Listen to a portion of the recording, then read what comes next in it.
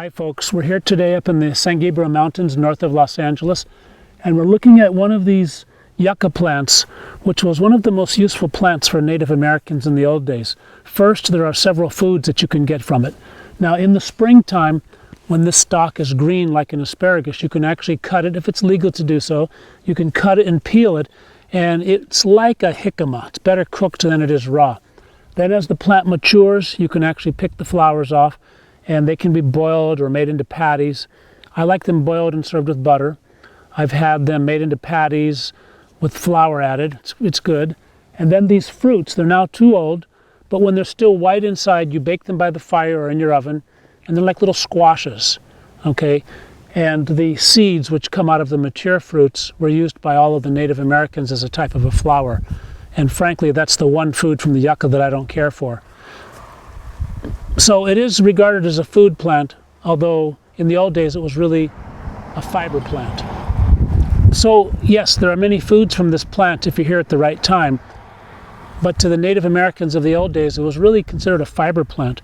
And here's one of the long leaves of the yucca. It's really tough, it's sharp on the edges. I usually cut the tip off because it's not useful, but the plant can be shredded and you have this really strong fiber. I mean, look at the fiber in this guy. It's very strong. And once you process the fiber out of the leaf, it's actually very useful for all sorts of woven things.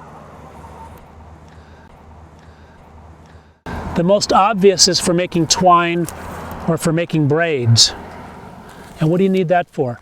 The making of twine and braiding is almost a lost art in the world in general. This is some of the twine that I made. This is just used for everything, for tying your pack together, for tying a splint together, for making a bow, for a bow and drill, although it's under a lot of pressure, for making an archery bow, for crossing a stream, for tying a bag together. I mean, this is the multi-purpose rope, but you have to make the twine first. In another program, we'll show you how to make the twine. In the old days, brushes were made from the fiber. This is a typical brush. You can still find these in Mexican markets for cleaning the rocks for cooking on. And this was a big sandal plant. This is a type of a Chumash sandal. This is just the sole. Once you've processed all of the yucca leaf, you tie this guy up and you do over and under and over and under, and you make a sole of the sandal. This is Chumash style. This is more the Mogollon style, as rediscovered by Paul Campbell in his book Survival Skills of Native California. There are other uses for the plant as well. For example, this is stalk. This is a small one here, but here I've got a little fatter one.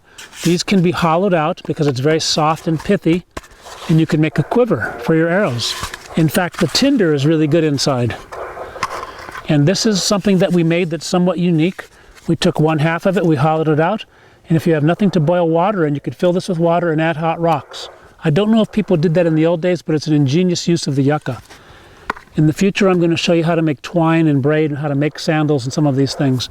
In the meantime, you can get my Foraging California book where I talk all about the yucca.